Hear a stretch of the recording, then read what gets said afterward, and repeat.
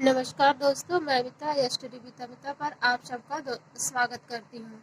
दोस्तों, आज हम यूजीसी नेट एवं पीजीटी में आने वाले सोशियोलॉजी के महत्वपूर्ण टॉपिक समुदाय एवं समिति, समाज एवं संस्था के विषय पर चर्चा करेंगे। सबसे पहले बात करते हैं समाज की। समाज जब कुछ व्यक्ति व्यवस्थित रूप से संबंधों की स्थापना करते हैं तो वे समाज का निर्माण करते हैं।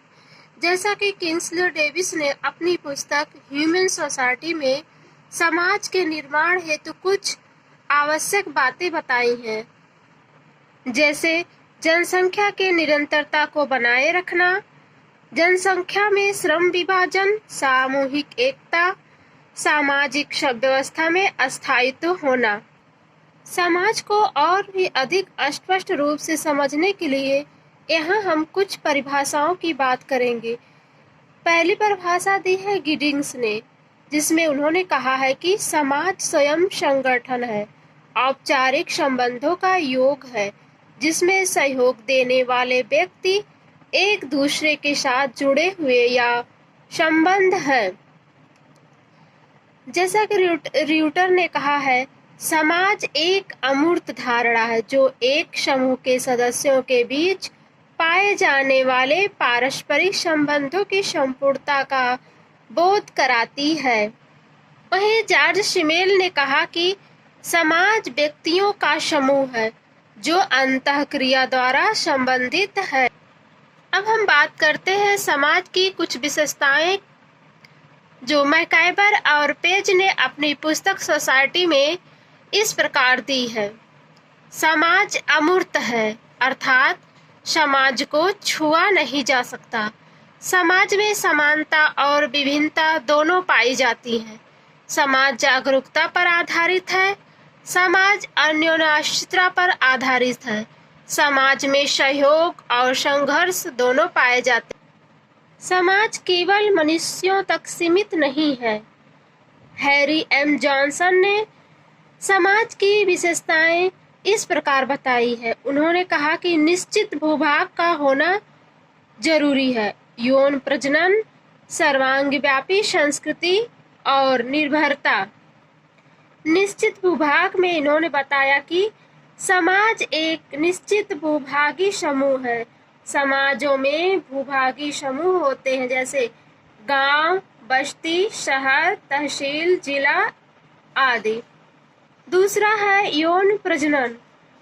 समूह के भीतर की जाने वाली प्रजनन प्रक्रिया द्वारा ही समाज के सदस्यों की भर्ती होती है। समाज में बाहर से नए सदस्यों को भी लिया जाता है। तीसरा है सर्वांगव्यापी संस्कृति। एक समाज की संस्कृति सर्वांगव्यापी होती, उसमें समस्त मानव संस्कृति सम्मिलित होती है। चौथा है निर्भरता। समाज किसी और समूह का उपसमूह नहीं होता। उन समूहों को समाज माना जाएगा जो राजनीतिक दृष्टि से किसी अन्य समूह के अधीन होने पर भी पूर्णतया उसमें समाहित न हो पाए। दोस्तों, अब बात करते हैं समुदाय की। समुदाय क्या है? समुदाय जैसे हम किसी निश्चित स्थान पर, जैसे गांव हो या शहर हो, उसमें सामान्य जीवन जीते हैं और अनेक व्यक्तियों का उसमें भागीदारी होता है, जैसे आस पड़ोस, मित्र, गांव या शहर के लोग, यह सब मिलकर एक समूह का निर्माण करते हैं और यह समूह ही समुदाय कहलाता है। जैसे इसमें बताया गया है कि किसी निश्चित भूभाग पर निवास करने वाले सामान्य जीवन में भागीदार व्यक्तियों का समूह समुदाय कहलाता है। आगमन एवं निमकाम ने परिभाषा दी है समुदाय की। उन्होंने कहा कि एक सीमित क्षेत्र में सामाजिक जीवन के संपूर्ण संगठन को समुदाय कहा जाता है। बोगार्ट्स ने समुदाय की परिभाषा देते हुए कहा कि एक समुदाय एक ऐसा सामाजिक समूह है जिसमें कुछ अंशों में हम की भावना पाई जाती है तथा जो एक निश्चित क्षेत्र में रहता है। अब हम बात करते हैं समुदाय के आवश्यक तत्व के बारे में। समुदाय में व्यक्तियों का समूह, निश्चित भौगोलिक क्षेत्र, सामुदायिक भावना, स्वतः विकास, अस्थायीपन, विशिष्ट नाम, मूर्तता, व्यापक उद्देश्य, सामान्य जीवन, सामान्य नियम, व्यवस्था, अनिवार्य सदस्यता, आत्मनिर्भरता, ये सब समुदाय के आवश्यक तत्व हैं। समुदाय में सामुदायिक भावना का पाया जाना बहुत ही महत्वपूर्ण होता है। समुदाय में 3 बातों का होना बहुत ही महत्वपूर्ण होता है, जैसे हम की भावना की अभिव्यक्ति, योगदान या दायित्व निर्वाह की भावना, निर्भरता की भावना। अब हम बात करते हैं समिति की। समिति क्या है? समिति कुछ व्यक्ति अपनी एक या अधिक आवश्यकताओं को पूरा करने के लिए एक नियमबद्ध संगठन का निर्माण करते हैं और उस संगठन को हम समिति कहते हैं। यहाँ समिति की और अधिक स्पष्ट रूप से समझने के लिए हम कुछ परिभाषा देख लेते हैं। जैसा कि मैकाइवर एवं पेज ने कहा है, समिति मनुष्यों का एक समूह है जिसे किसी सामान्य उद्देश्यों को प्राप्त करने के लिए संगठित किया गया है। वहीं फेयरचाइल्ड ने कहा कि समिति एक ऐसा संगठनात्मक समूह है जिसका निर्माण सामान्य उद्देश्यों की पूर्ति के लिए किया गया है, जिसका अपना आत्मनिर्भर प्रशासकीय ढांचा तथा कार्यकर्ता होते हैं। अब हम बात करते हैं समिति की विशेषताएं। समिति की विशेषताओं में क्या क्या होना आवश्यक है? व्यक्तियों का समूह, निश्चित उद्देश्य, विचारपूर्वक स्थापना, एक निश्चित संगठन, नियमों पर आधारित, ऐच्छिक सदस्यता, अस्थायी प्रकृति, औपचारिक संबंध, साध्य न होकर साधन। समिति के प्रकार। समिति में आर्थिक समितियां, राजनीतिक समितियां, सांस्कृतिक समितियां, शैक्षणिक समितियां, मनोरंजनात्मक समितियां, सेवा एवं सामान्य कल्याण समितियां। एक ही समुदाय में अनेक समितियां पाई जाती हैं। मैकाइवर ने कहा कि समिति एक समुदाय नहीं है, बल्कि समुदाय के अंतर्गत ही एक संगठन है। अब हम बात करते हैं संस्था की। संस्था क्या है? संस्था मनुष्यों की मौलिक आवश्यकताओं की पूर्ति के साधन के रूप में विकसित नियमों, विधि विधानों एवं कार्य प्रणालियों का वह संगठित रूप है जो समाज द्वारा मान्य है। समनर ने संस्था की परिभाषा देते हुए कहा कि संस्था एक विचारधारा, धारणा, अभिप्राय, सिद्धांत, स्वार्थ या हित तथा एक ढांचे का नाम है। वहीं अकबर एवं निमकाम ने कहा कि कुछ आधारभूत मानवीय आवश्यकताओं की संतुष्टि हेतु संगठित एवं स्थापित प्रणालियां सामाजिक संस्थाएं हैं। संस्था के विकास के बारे में बात करते हुए अमेरिकन समाजशास्त्री समनर ने कहा, संस्थाएं जनरीतियों से शुरू होती हैं और ये प्रथाएं बन जाती हैं। जब प्रथाओं में कल्याण का दर्शन जुड़ जाता है तो वे लोकाचारों का रूप में विकसित होती हैं।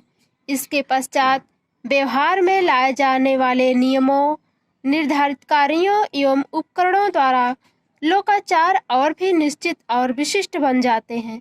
इससे एक ढांचा निर्मित होता है और इस प्रकार एक संस्था प्रौढ़ हो जाती है।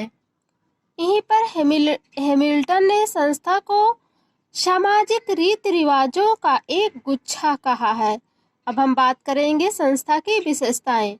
संस्था की विशेषताओं में संपूर्ण सामाजिक व्यवस्था में संस्था का एक इकाई के रूप में कार्य, अधिक स्थायित्व, एक या अनेक सुस्पष्ट उद्देश्य, सांस्कृतिक उपकरण, प्रतीक, परंपरा।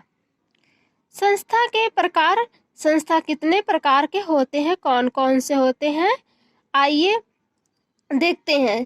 सामाजिक संस्था, आर्थिक संस्था, राजनीतिक संस्था, धार्मिक संस्था, शैक्षणिक संस्था और मनोरंजनात्मक संस्थाएं।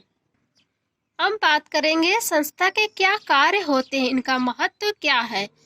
संस्था मानवीय आवश्यकताओं की पूर्ति करता है, व्यक्तियों के कार्यों को सरल बनाता है, व्यवहारों में अनुरूपता लाता है, व्यवहारों पर नियंत्रण करता है, संस्कृति की वाहक होती है, स्थिति एवं कार्य का निर्धारण करता है और सामाजिक परिवर्तन में सहायक होता है।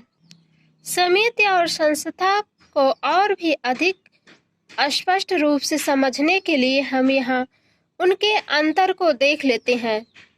समिति व्यक्तियों का एक संगठित समूह है, जबकि संस्था नियमों, विधि विधानों और कार्य प्रणालियों की एक व्यवस्था है।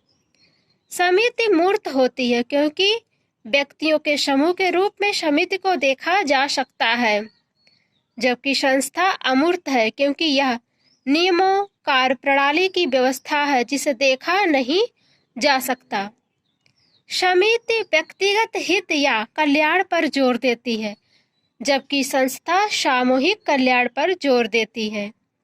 समिति स्थापित की जाती है, जबकि संस्था का विकास स्वतः ही धीरे धीरे हो जाता है।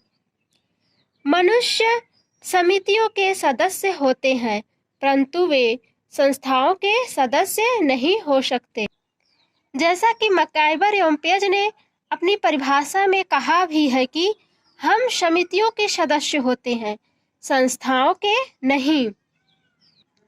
दोस्तों, आज हमने बात की समुदाय, संस्था, समाज और समिति की।